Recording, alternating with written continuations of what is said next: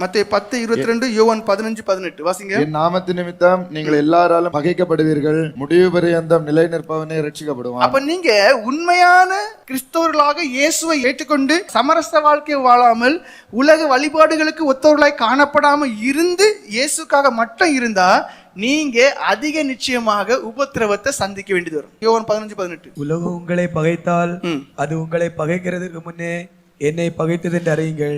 சிம்பிளான பதில் தான். இயேசுவை நீங்க ஏற்றுக்கொண்டா உலகம் உங்களை பகைக்கும். ஏன்னா இயேசுவை உலகத்துக்கு பிடிக்காது. ஏன்னா வேற எல்லா தெய்வத்தை காட்டிலும் இவர் வித்தியாசமானவர். மனுஷர்களுக்காக வந்து பாடுபட்டவர். அதே மாதிரி ஒரு கணத்தை அடிச்சா மறுகணத்தை காட்டுன்னு சொல்றாரு. அப்ப அந்த பரிசுத்தத்தினுடைய அளவு வித்தியாசமா இருக்கு, பரிசுத்தத்தினுடைய தன்மை வித்தியாசமா இருக்கு. மக்களுக்கு இயேசுவை பிடிக்காது. இயேசு நீ பின்பற்றியா உங்களை பிடிக்காது. அப்போஸ்தலர் 17:6-7 வாசிங்க. அவர்களை காணாமல் யாசோனையும் சில சகோதரரையும் பட்டணத்து அதிகாரிகளிடத்தில் இழுத்து கொண்டு வந்து உலகத்தை கலக்கிறவர்கள் இங்கேயும் வந்திருக்கிறார்கள். ஏன் உலகத்தை கலக்கிறவர்கள் ஏன் நமக்கு உபத்திரவம்னா உலகத்துக்கு ஏற்றுவிட்டு நம்ம வாழ்றது இல்லை. நான் பரலோகத்தை விரும்புறேன், இப்ப மறிக்கவும் நான் ஆயத்தமா இருக்கேன்னு சொல்லும் போது உலகத்தால அதை ஏற்றுக்கொள்ள முடியல. ஏன்னா அவங்களுக்கு காணாத உலகத்தை நம்ப முடியல. அப்போ விசுவாசத்தை பிழைக்கக்கூடிய நம்மள அவங்க பார்க்கும்போது உலகத்தை கலக்கக்கூடியவர்கள். பெந்தகோஸ்துக்காரங்க அதுல ஆதி பெந்தகோஸ்து சத்திய சபையார்னு சொல்லும் போது ஒட்டுமொத்தவங்களுக்கும் பிடிக்காது. ஏன்?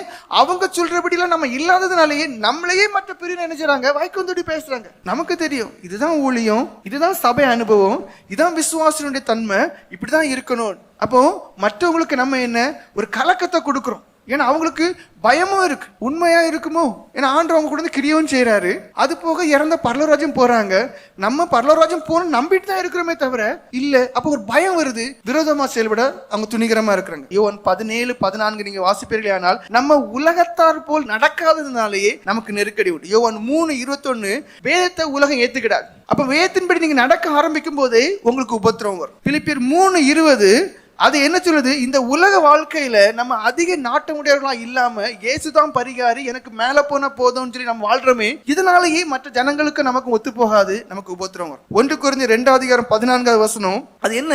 நம்முடைய வாழ்க்கை தரமே மற்றவங்களுக்கு ஏற்றுக்கொள்ள முடியாதனால, நம்ம உலகத்துக்கு ஏற்றபடி வாழாததுனால நம்மள பைத்தியமா பாக்குறாங்க. அதற்கு வாசிங்க. ஜென்ம சுபாவமான மனுஷனோ தேவனுடைய ஆவிக்குரியவர்களை ஏற்றுக்கொள்ளான். அதாவது உண்மையான ஆவிக்குரியவனுக்கு, உண்மையான பரலோக வாசிக்கு தெரியும் பரிசுத்த ஜீவியம் முக்கியம், கற்பனைகள் முக்கியம், விசுவாசத்தை தான் பிழைக்கணும், அப்ப இப்படிதான் இருக்கணும்னு தெரியும். இது ஜென்ம சுபாவம் உள்ள பாவ மனுஷன் உலக மனுஷனுக்கு தெரியாது. அதனாலேயே நம்ம பரிசுத்தமாக வாழ்றது, சம்பிரதாயத்திற்கு இணங்காம வாழ்றது, இந்த மாதிரி வாழ்க்கை முறைகள் அவங்களுக்கு எப்படி இருக்கு? பைத்தியமா தோன்றுது. அவைகள் அவனுக்கு பைத்தியமாக தோன்றும். போதும். அதனாலேயே நம்ம என்ன செய்வாங்க? வெறுப்பாங்க. 1 பேதுரு 4:3-4 வாசிங்க. அங்க என்ன சொல்லப்பட்டிருக்கு? அதாவது ரட்சிக்கப்படுறதுக்கு முன்னாடி வரைக்கும் பாவ மனுஷன் தான். அப்ப பாவங்களை செய்துட்டு அந்த பாவத்தை விட்டுட்டு ஒரு மனுஷன் பரிசுத்தமா மாறும்போது ஒட்டுமொத்த சமுதாயமே அவனுக்கு உபத்திரவத்தை கொடுக்குது. ஏன்னா ஒரு பரிசுத்த வாழ்க்கை அவங்களால ஜீரணிக்க முடியல.